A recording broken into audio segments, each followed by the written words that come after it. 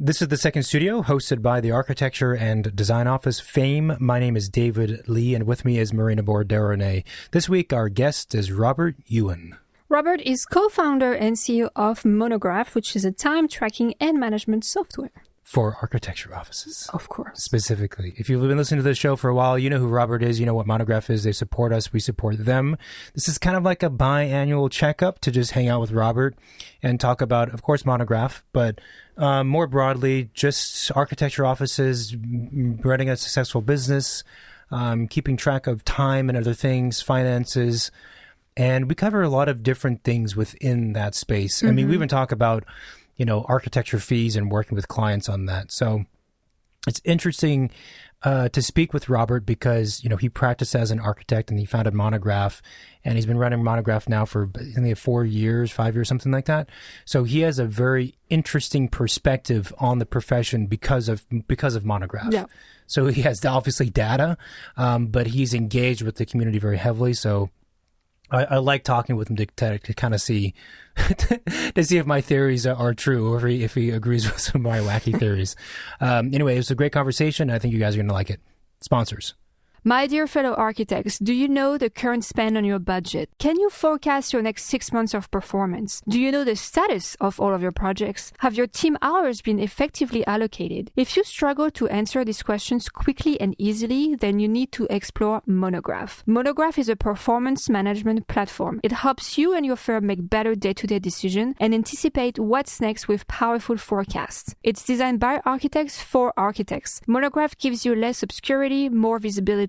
Less ambiguity, more clarity. Less admin, more design. You have to see it to believe it. Your performance becomes a lot easier to manage because it's no longer hiding from you. Tap the Monograph link in our show notes to see for yourself. The Second Studio podcast is made possible by support from Autodesk. Autodesk has been part of the design conversation since 1982, providing the tools that help architects around the globe imagine and create beautifully designed, memorable buildings that people love and admire. Autodesk supports the work of the Second Studio, bringing the architecture community together, sparking curiosity, and leading vibrant interviews with the industry's visionaries and thought leaders. The Second Studio works hard to carry the architecture conversation forward, and Autodesk is proud to contribute to this podcast. You can learn more about Autodesk by clicking on the link in the episode notes. This is the Second Studio with myself, Marina, and our guest, Robert. Here we go. So our mission and vision has not changed, will never change. We exist because we have a purpose, and we feel like that purpose brings a lot of value to the people that I care about and the people that the company cares about, which are architects. So that will not change. What has been a thing that happened throughout the last 2 years is the same thing that we preach also. There's a lot of turbulence in the financial markets that impacts small businesses like architects, but they also impact venture-backed businesses like ours. So you have to acknowledge that the markets are tough, and you have to make some really tough decisions and manage your finances appropriately. We've done a really, really good job here. We still have a large war chest of cash, and we're just going to continue to be really thoughtful in how we use it to make sure that we can continue to build and drive progress. So it has not been easy because when markets are good, markets are good. When markets are bad, that means you gotta hire slower. You have to watch your money a lot more carefully.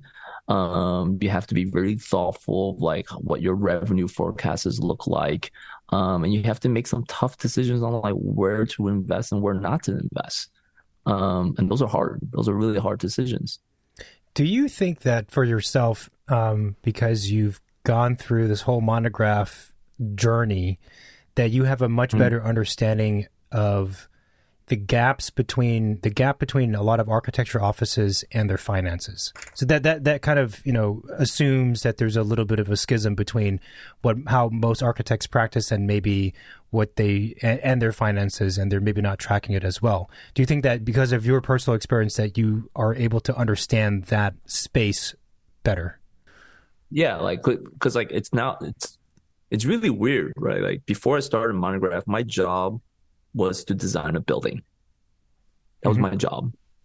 Now my job is to make sure the business that I'm building doesn't die.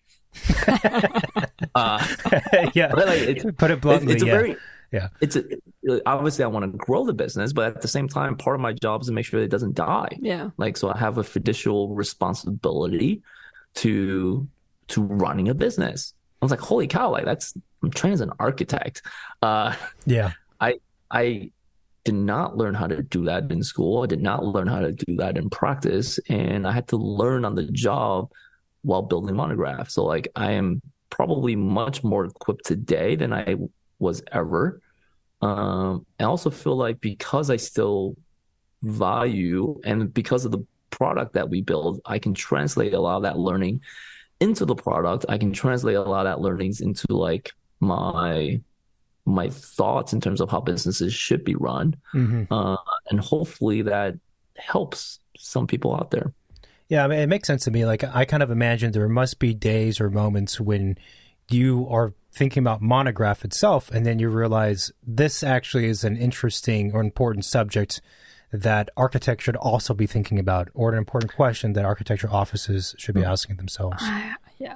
I mean, let's face it, it's nothing exciting, thinking about the financial aspect. No, but let's be honest, when you're creative, like you want to create, you want to think about the sexy stuff, like the fun Right. and design aspect of the business. And looking at the numbers, it's not fun if you don't like numbers to start with.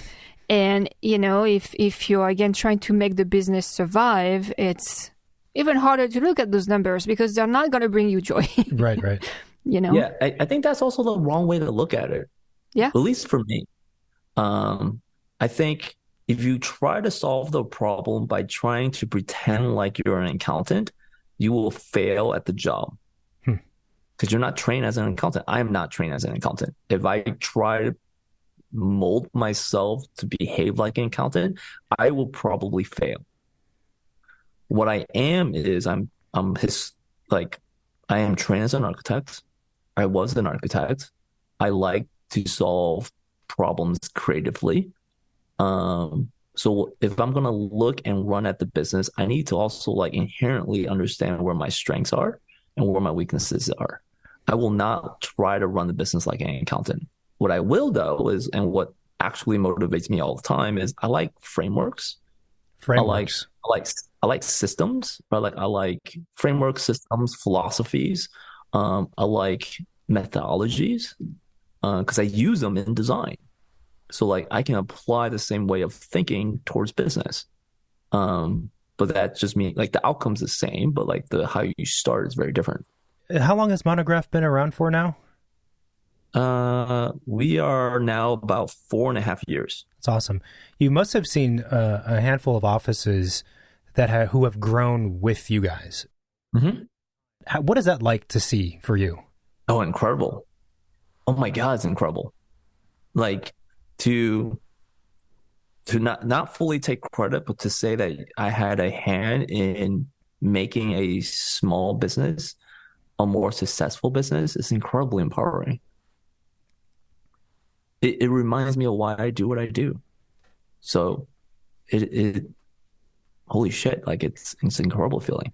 The other thing too is, as I think I've said before the last times we spoke with you, because of your position, you have access to a lot of interesting information and a unique perspective, because you kind of you get exposed to a lot of architecture offices because they use the platform, but also you guys do a lot of events, you do things like this, you're very much engaged in the community and you're part of the architecture discourse. So with that perspective that you have, are there maybe like the top 3 things that you see that architecture offices don't do, but you feel they should be doing, in terms of management of the office, finances, time tracking, all that kind of space? Yeah. Aside from signing up for Monograph, which sounds like I just T-balled that one up, but aside from that, That's a really, really good question. What do I see that are the top 3 reasons why companies are failing today? Is that the correct question?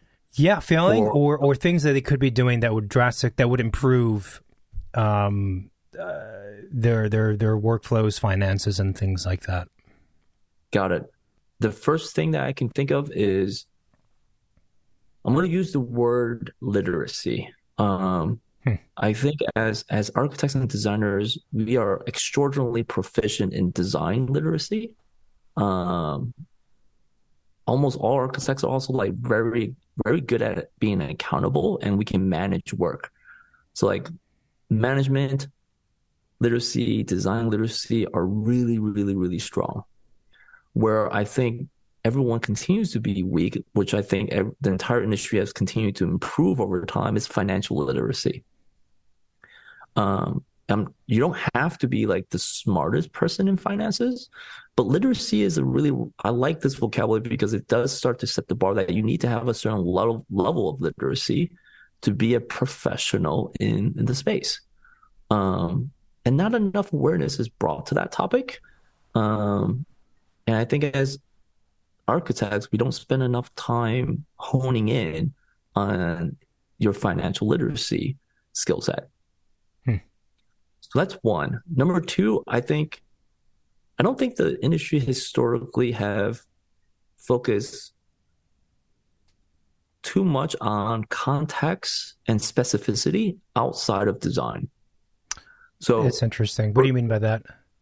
So what I mean by that is like if you ask any architect, do you value your team? And do you value a mentorship program? And do you value the ability to like train the next generation of architects and designers? You will never hear the answer no. Of course. Right? Of course I want, like, that's like if you do ever hear the answer no, like that's a really odd answer. What no one ever talks about is like, okay, like we gotta get specific here. Like, how are you doing that? Is what you're doing enough? Is what you're doing efficient? Does it actually work, whatever you're doing, to like foster the next generation of like future architects and designers? We don't ask enough specificity. The odd thing is whenever I look at this and I compare it to like a design project, it's very different. I can get down to the corner, right? I know that corner detail so well, and I can zoom out to like a site plan and know every corner on a site plan level as well. So like I know specificity and context when I think about design projects. I don't see enough context and specificity when the topic is not a design project. Right. And there's an interesting component to that because it kind of comes down to taking action, but also having metrics. Like there's a certain amount of measurability that needs to take place in order for you to understand what has happened. Especially when you get to a larger size office, then metrics is huge. It is huge, but remember, metrics are only metrics. You need to have a very good why and to what end. I think I see a lot of examples where firms jump to metrics and they haven't spent the time of working out why. Interesting. And I've also seen a lot of firms that spend a lot of time thinking about the why, but never get down to the metrics. Interesting. So in the case of the offices who have metrics, are like, can you expand on that? What does that mean exactly? Who spend a lot of time on metrics, but don't spend enough time on the why? Yeah. So like an architectural metric might be like, hey, here's a metric and here's a goal. We have to hit this deadline by the end of the week. We have like a certain level of completion on documents that got to go out by Friday night. So like there's a metric and there's a goal at the same time. Mm-hmm. What's not usually clear is, well, why does it have to be Friday? Sure. The set of requirements that are outlined, why are they those set of outlines? What is the goal that we're like, why are these decisions made? Why am I told on the week of on a Wednesday? There's a lot more deep dive that usually there's not enough clarity and context when managing a team. Do you think that the younger generation of offices, younger, I don't know, I guess it means 40 and under for architects, are more likely to take these types of questions and issues regarding the health of the business. Let's kind of put it that way. Not specifically the Wednesday to Friday deadlines, but overall, like the health of the business financially and tracking of the time and all of these things. Do you think the younger offices are taking it more serious or more likely to than the older ones? And I ask, it's just hard to speak in generalization, but I ask that because I do perceive a shift with the younger generation of architects, not necessarily for that subject, but for other things like sustainability, social justice. Those are two easy picks, but you talk to any young professional, that's at the top of their mind, right? And the third one is having a workplace culture that is good and not poisonous and toxic. Like these are real things that are happening, I think, with the next generation. And I'm wondering if the correct amount of concern with, again, health of business is also one of those things. If you're asking if I see it in the trends of like Monograph data, absolutely. Really? We see a trend where like the younger firms adopt technology a lot faster. And that's not just Monograph, that's like across the board. It's the younger talent adopts new technology way faster than the older talent that's been in the industry for longer. And that's for probably on a hypothesis, a number of different reasons. But the trend line does show that like if you're younger, you adopt technology faster. Now, does that mean that the younger talent also cares about like the financial stability of a business more? It's hard for me to say. What I do know is like the awareness that it's an important topic is a lot clearer.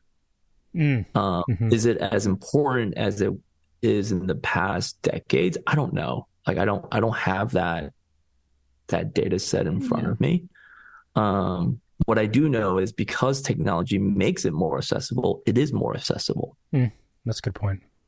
Do you see do you see that people are more maybe disciplined in using Monograph like throughout the year equally, or do you see trends where maybe they are like much more disciplined in using it at the end of the year, where they gotta crunch all the numbers, or like right before taxes? I mean, how so like people how good of users and are those offices? No, but so like in a particular month, everyone's filling out all the timesheets from the last like 3 months at once. Well, that's not what should happen. But I'm kind of curious if the other aspect of the finances that are more kind of like, governmental deadlines are what drives the pattern of using the platform or being disciplined versus not. I see, at least in Monograph, the discipline of our customers is extraordinarily high. And there's not a lot of changes in that discipline across the year. Okay, good. I believe the reason why is, well, when you do something and you see incredible real-time feedback when you do something, it encourages a rigor and a discipline to set into place that doesn't go away. But I do think like the value has to be there.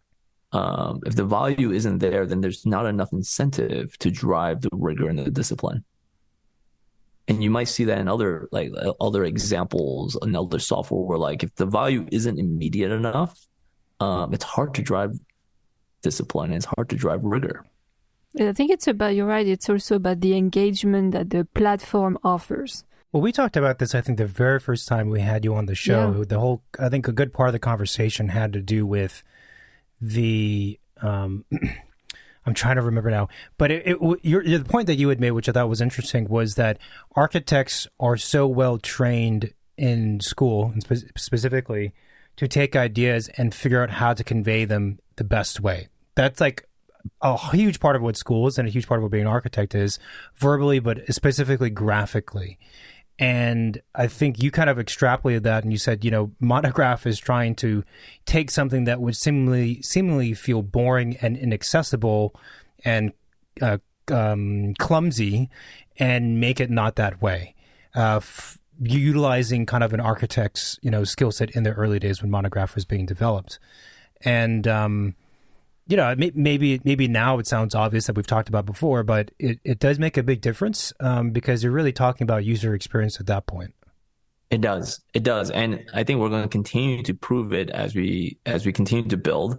And our stance is visual representation, graphics, like how something looks and how we read information that's in a diagrammatic format, is absolutely necessary if you were to build software for this industry. Because this is how this industry interprets information. We see the world through diagrams and representation. We do not see the world through numbers. It doesn't mean that there's no value in numbers. It just means that our job here at Monograph is to translate numerically numbers into visual diagrammatic information so that our audience, architects, can find it extraordinarily useful to make decisions. Yeah. No, it makes sense. It makes sense. There was another question that we had written down, which is a bit, the question is, what is an ideal billing cycle that you think offices should adopt?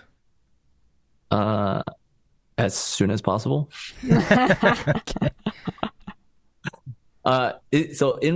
So I think the framework for answering that question is like, first, to understand you're running a business. You cannot run a business if you don't collect payment. Yeah. Because then you're not a business. You also want to run a predictable, sustainable, healthy business. The qualifiers for that means that you have some predictability and you have some cadence in terms of like how often you get paid and how regularly you can predict those payments kind of nailed down. So with all these essentially like your North Star, the answer is you want to get paid ideally every single month. And like, I think there was an old framework where you were to bill based on like the completion of a phase or of a deliverable. The problem with that is like, you don't really control when that phase ends or when that deliverable is actually completed.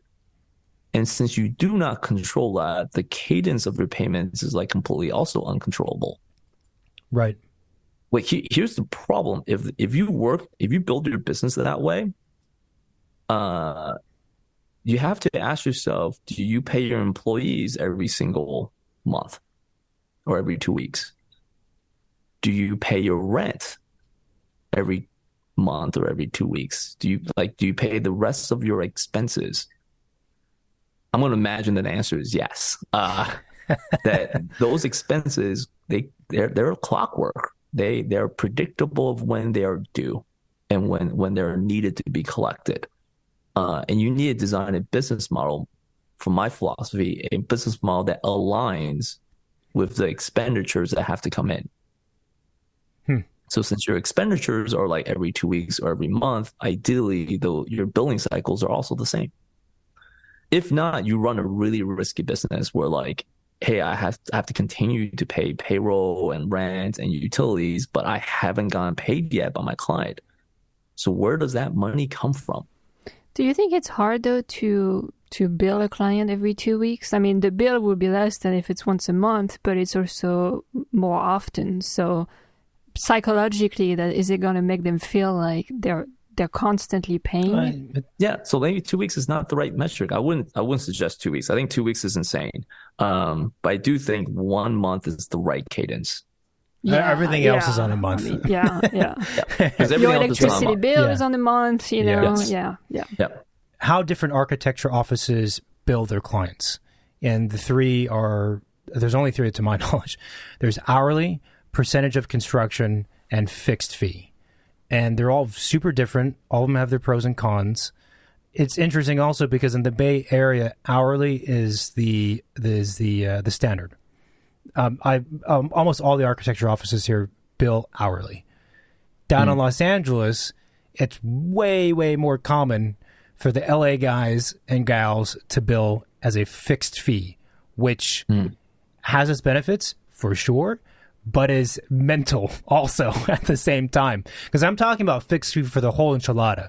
Fixed fee not just for CDs, but fixed fees for design, fixed fees for permitting, fixed fee for CA, which sometimes Or my you brain, just have to it hurts ask my for brain. like $3 million and then you're covered. Well, that's the problem when you have a fixed fee. So now we're just talking about how architects bill, but like the psychology of it, right? If you tell a client, my fee is based on a percentage of construction and my fee is 10%, let's say, as an example. Well, 10% is a small sounding number because it's the number 10. But if you extrapolate that and you say 10% of this project is going to equal $785,000, $785,000 is a lot larger than 10, just as a number, and it freaks people out. So therefore, I do find often when the fee structure and proposals are a fixed number, I think a lot of offices end up charging less than they could if they were a percentage or even hourly, because that big number is just too frightening. Is it frightening? To some clients, yeah. So this is where like I would challenge a bit. Like that client has already mentally committed to a $7.8 million project. Mm-hmm.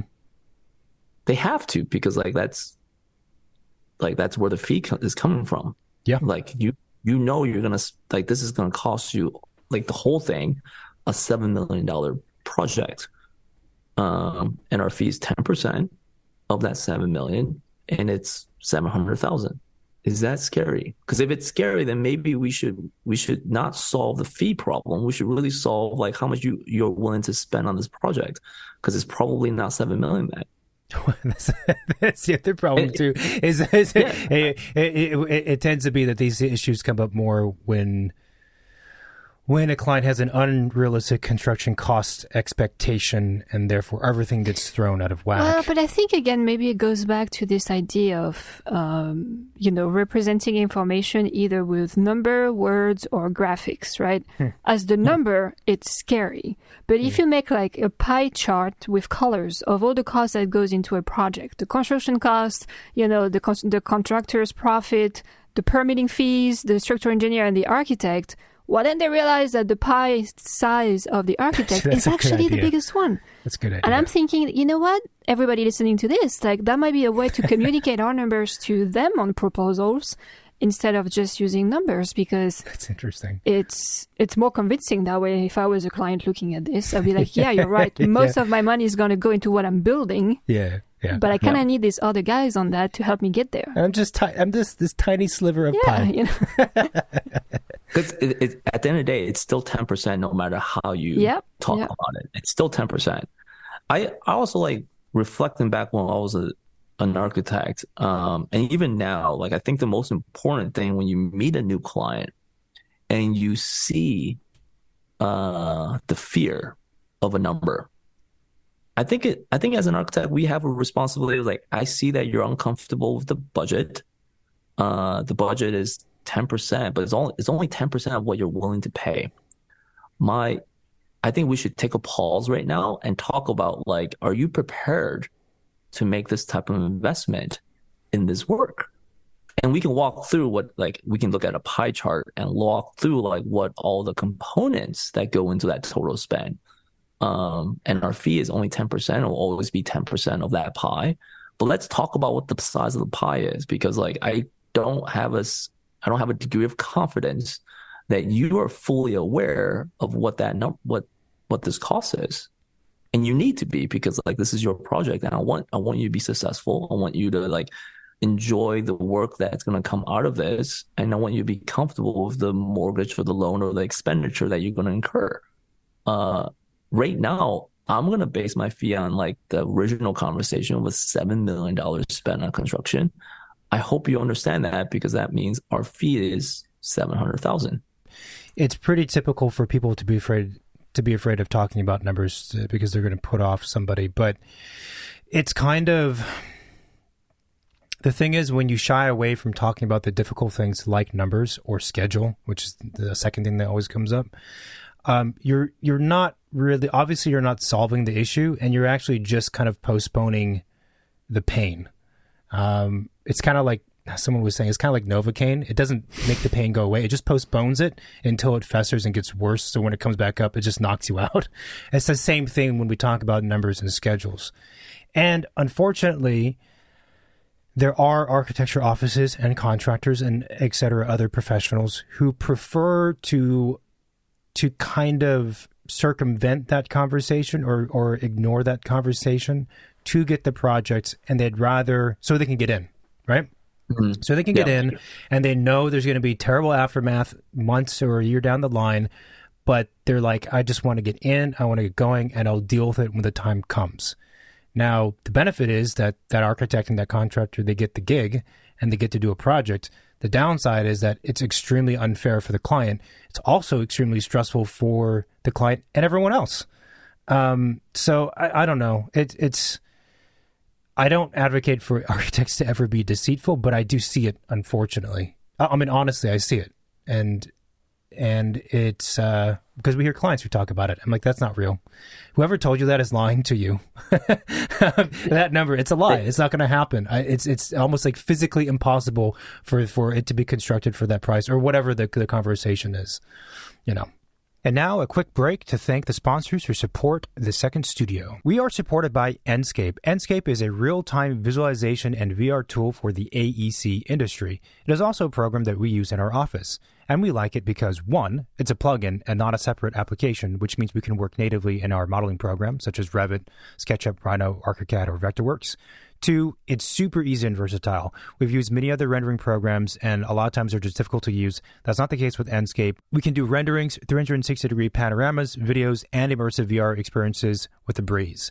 Thirdly, it renders in real time, so we can see the light, shadows, and materials of the renderings as we're working. So start your free trial today by clicking the Enscape 3D link in our show notes. Are you tired of juggling multiple pieces of software and struggling with spreadsheets that aren't made for the realities of design and architecture in 2023? Built by and for designers and architects, Programma's all-in-one suite of tools has everything modern studios need for every stage of a project. Mood boards, the world's best specification tools, procurement tracking, project management, and more. All smartly integrated, easily shareable, and always up-to-date, reducing time-consuming double handling and costly errors. Share your work in various formats, from PDF to client-friendly, up-to-date online dashboards. Join the ranks of leading studios using Programma today. Click the Programma link in our show notes to start for free. Fellow architects and interior designers, if you are looking to elevate your workflows, then we suggest using the BIM computer program ArchiCAD. ArchiCAD leads the industry by enabling architectural and interior design firms around the world to freely design, supported by innovative technology that expands as far as the imagination can stretch. As ArchiCAD continues to evolve with technological advances, architects can push that technology to their advantage while working in an accurate model. Start your fully functioning free trial today by clicking on the ArchiCAD link in our episode notes. I also feel like I didn't learn this soon enough, but I feel like when I was a young designer, the fear around talking about money was really only fear that I had, and didn't really ever come from the client. And the way I interpret that now is because, well, like, one, if you are an architect providing services at a certain typology of work that warrants that individual to be a high net worth individual, because it's an expensive project, they are totally comfortable with numbers. They are a high net worth individual that have gotten themselves into a circumstances where they can afford to hire an architect and spend. So like they have no issues around numbers and money. Like the issues are actually very a self-reflection on me as an architect. I feel uncomfortable talking about the money, but like they don't feel uncomfortable at all. Like they're willing to spend $7 million. Yeah. I don't have $7 million to spend. They are willing to do that. They came to me and hired and are looking to hire me as an architect. My takeaway now is which I go back to the very beginning, financial literacy is a topic that all architects have to level up in. Because the clients we serve generally have made the money to spend it, and they don't have a problem talking about the money. Yeah, it's a good point, and it's funny because we were speaking with some interior designer, architect, I don't know, a handful of people. And sometimes those individuals, like everyone has different paths to where before they came to being an architect or a designer. And sometimes those backgrounds, those past lives had more to do with finance or running a business, more in that kind of space, those spaces. And therefore they have, a much higher comfort level when speaking about those things, numbers specifically, and they also understand it better. And when we talk to those individuals, either on the show or outside of the show, and we ask them, what has been their greatest asset, phrased a little less interviewee like, it's always the fact that they have that business background. They're like, it's huge because I can speak to clients directly about these things. And what happens is, it helps the project in all the ways I was describing before. It obviously the architect or designer is less stressed about talking about it, but it actually instills a much higher level of confidence that the client has with that architect or designer, because they feel like, okay, you understand what you're talking about. You understand the significance of $500,000, $1 million, or $10,000, or whatever it is. I can trust you, versus an architect or designer who, has their tail between their legs when they try to talk about numbers. That doesn't instill confidence. It would make me as a client think, I don't know if I can trust them for a budget of whatever the number is. And the budget also, by the way, is kind of irrelevant, because if you're talking about a $20,000 project, which is micro, and if that's the amount of money that person has to spend, that $20,000 to that client probably feels like $10 million to another client, or even more.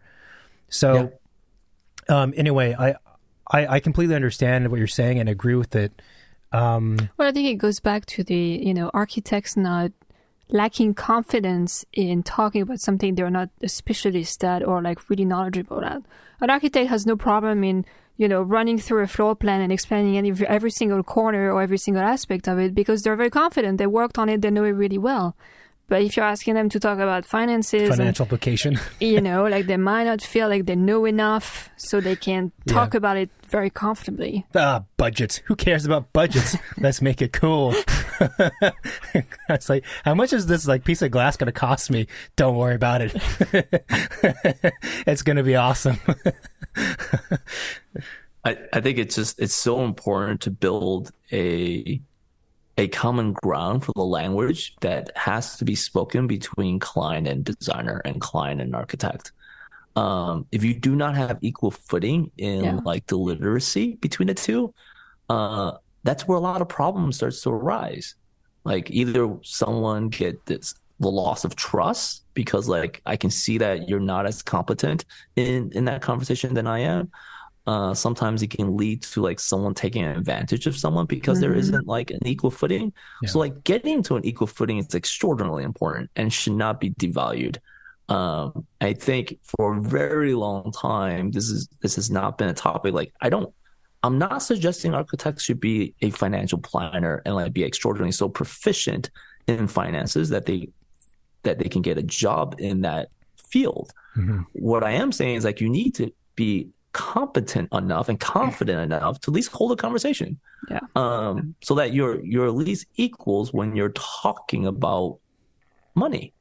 But that does not translate to you have enough skill to be a financial analyst on Wall Street. It does not translate that way. No, for sure that's the case. I mean, for us, it's the budget is such a huge thing, and it's a difficult conversation at the beginning for most projects, because basically what it is that no one knows how much things are going to cost for many reasons. And for clients, a lot of times they have no idea because this is not their industry.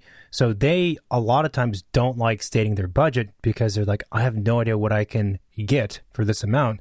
And I might give you a number that's they're just uncomfortable giving the number because of that. And so there's always this kind of, it's like a chicken or the egg question at the beginning when it comes to budget. Always the case. And it's kind of, it kind of reminds me, have you seen the Spider-Man meme where there's 3 Spider-Men standing around. They're all pointing at each other. I'm not exactly where that came from, but they're all in Spider-Man costumes. They're each pointing at each other as if to say, like, you're the one that's supposed to be doing this thing. No, you're the one. And it's the same thing, but we could do a meme with like architect, client, contractor, and everyone's supposed to state the budget, and no one wants to do it because there's nothing drawn yet. And so it's just and weird. Whoever's going to put the number first is going to be wrong. It's going to be wrong. So.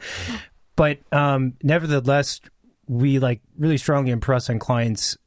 You should have something in mind, and that's where using rough orders of magnitude is super important. You have to start. Yeah, and I think like the right way to think about problems like this is when you start a project and you have nothing but an idea, is the goal to be right, or is the goal just to like get things started? Yeah. And you want to be in, like, let's use like a baseball analogy. You want to be in the ballpark. Ballpark's pretty big, but like you at least want to like somehow define the ballpark, and the goal isn't to be right, because like it's a long journey. Like it's going to take a long time to design what you want, and we're going to like go through that exercise together. And we do not have to be right to help the client feel more comfortable. Like you don't have to be right. What you have to do is actually just be in the ballpark. Yeah. Like, are you a client that's willing to spend 100,000, $1 million, 10 million? Those are really different numbers. Like I'm literally adding a zero. Yeah. And not every client can afford that range. So like, let's just try to get into the ballpark. Like, which ballpark are we playing in? Yeah, I love it. That's our approach as well. We try to kind of convey to clients like how rough, how ballpark-ish the first number can be. It just needs to be a ballpark. Sometimes on the magnitude of like 10x, like you said. It's somewhere. Like otherwise, it could be anything. We're floating in space. But if it's 100,000 versus 500 versus a million, like that's enough for me to understand what we're talking about here. And you're right. It's basically just a starting point, because that number isn't fixed. It's a working number. It's a number in progress, mm-hmm. right? Like as you move through the project, that number will get refined. But it's important that everybody at the beginning is comfortable with this guesstimated number, because it's most likely going to be around there. Yeah. Yeah. I also go ahead. I was going to say it's good exercise to let the client know, like if we're in this ballpark, we can then design a project that's within that ballpark, which means like if we need to be on the upper end, we can, because we are going to design it in that way. And if we need to like value engineer things out, we can also fairly easy do that too, because we're working in the ballpark. Mm-hmm. Yeah. Mm-hmm. The other thing that came to mind with this part of the conversation is that I think clients really respond to architects and designers who demonstrate a level of thoroughness and detailedness and attempted precision at the beginning regarding numbers, regarding scope, regarding everything. And so we've seen from our own experiences and anecdotally through other professionals that if you can provide what would be a good example? Like a fairly detailed email, let's say, that describes, okay, well, here are some previous projects and it costs this much for that amount of work. Or if it's an interior scope, here's an Excel sheet that says, quote, mid-range, if we do work on this room, it'll cost you this much money, and a breakdown approximately of where that money is going for the furniture items, let's say for the interior thing. When that gets provided to the client at the very beginning, which sounds kind of premature and sounds like you're being too precise and too detailed, but you put a big asterisk saying that this is just a starting point, so you have an understanding. When they see that, that's also a very good way to instill confidence in the client, because they're like, okay, I get this is going to change, but I see kind of like an X-ray vision into how detailed you're going to be and how on top of your shit you're going to be. But I think that's a very powerful tool, let's say. I think, though, to do that as a professional, you need to be operating that way already. And that gets to, frankly, time tracking. Like you can't give an estimate of your fee if you're going to do a fixed or percentage or whatever, unless you actually have data that you've tracked over the course of a project or a few projects or years or decades or whatever it is. Because if you don't have it, you don't have it. No, and you can't even use somebody else's data because, again, each office works differently, approach project and processes differently. So it really has to be your own, your own tracking. I was wondering... Yeah, go ahead. Yeah, go ahead. Oh, I was going to say you just nailed it in terms of why I started Monograph. Because like I see so many firms in the past just shooting in the dark.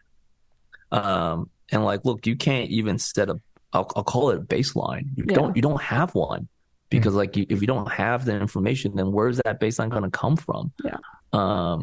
It's a horrible way to run a business, and it also does not instill confidence in yourself, and it does not show when you're talking to clients. Yeah, it's that last part.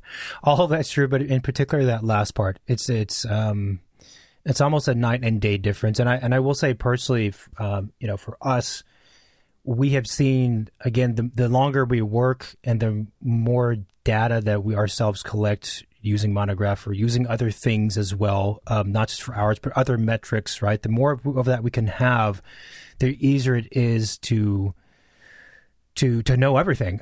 But specifically to be able to predict a fee. Because everyone calls and says, what's your fee? And that's a really difficult question on if you just ask that, you don't understand the scope of the project. But even then, if you know the scope of the project, you can't actually answer that question without some kind of information.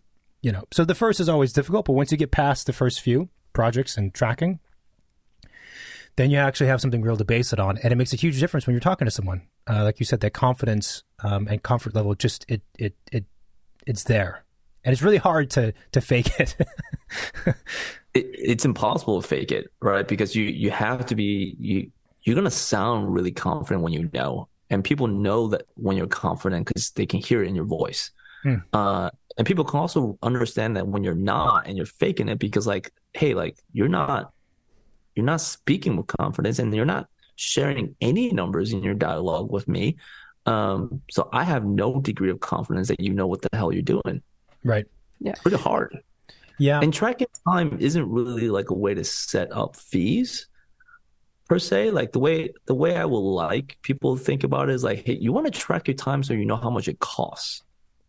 Right. And there's a different understanding between cost and fees. Like fees need to incorporate your costs plus like whatever margin of error that you want to bake into your fee. But you can never get to a fee if you don't know the baseline of what the cost might be. You have a question? Oh, right. Well, I was wondering, as we can see it here in California, and I'm sure elsewhere, the cost of construction is like going kind of like out of control. Let's just put it that way. It's flattened out, but it's so high.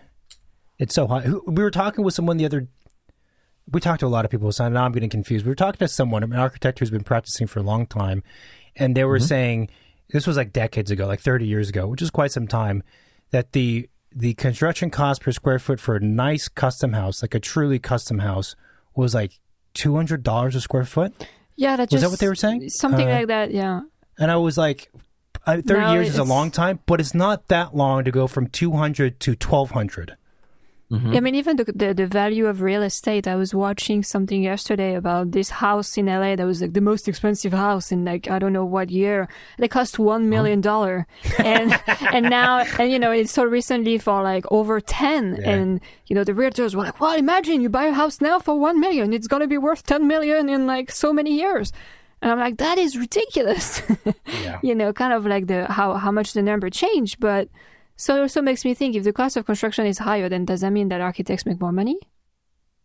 Not necessarily. Not necessarily. One would think that the cost of construction increases and like the architects should make more money. But at the end of the day, it really comes down to like, is the architect confident enough to articulate to the fees they need to make it through the current economic conditions?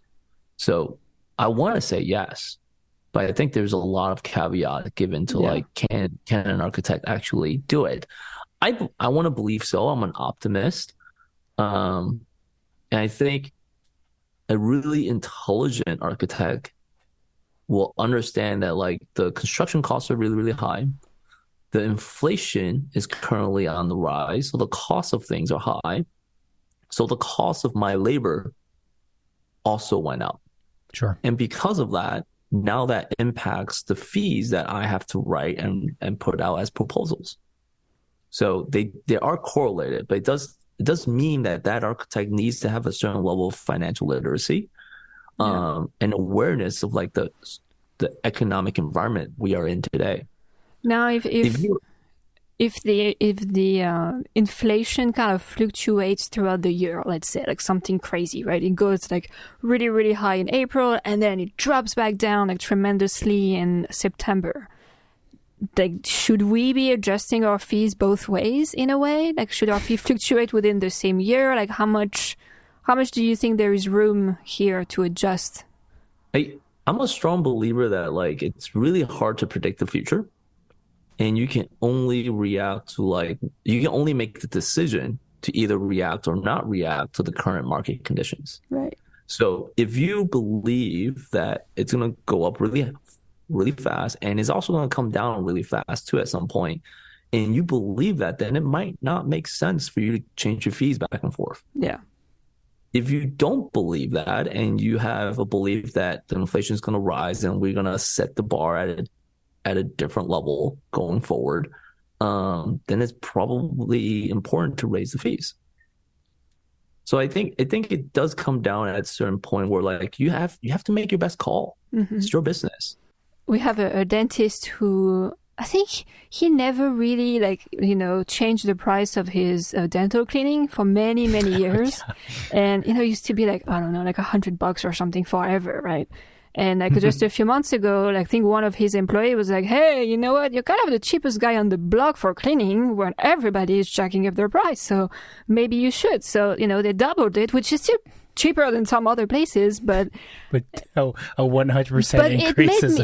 But he made me think, well, that's a problem, right? It made me think how many architects out there never increase their rate.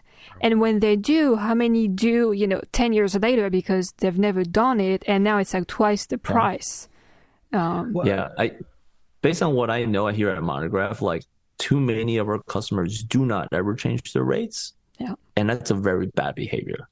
I personally believe you should increase your rates annually based on inflation. It makes total sense. We work with a lot of different professionals and we see their contracts and things. And one of them in mind that I'm thinking of, they have a rate chart, sheet, and every year it changes, and it's very, very precise. It's not, oh, our rate is $100 flat. It's like $110.57 or something. Which may be a little bit extreme, but it's like super precise. And every year it goes up by some odd number. And there's a psychology of odd numbers, which we could talk about, I suppose. But it's to do with inflation and other things. And it's evidence, or at least it appears to be evidence, that their increase in their hourly rates is not an arbitrary thing from 100 now 200, which again, like, okay, why is it precisely double? In their case, you look at it and you think this is because of inflation. This is because of some other math that they're doing, behind the scenes. And again, on the psychology aspect of it, from a client's perspective, it's kind of like, I'm not going to question it because clearly they've done some thinking behind it. Yeah. And I think what a lot of architects fail to understand is when you make the conscious decision to start a practice. So I'm speaking specifically to architects that own they're owners. They own a business. Nothing is arbitrary. You're running a business. Like you should have sound arguments and logics in how you make decisions to run your business. And that goes all the way down to like, well, why is your fee this number? Well, there's a logic behind that. Mm-hmm. Why are you growing at this pace? There should be a logic around that.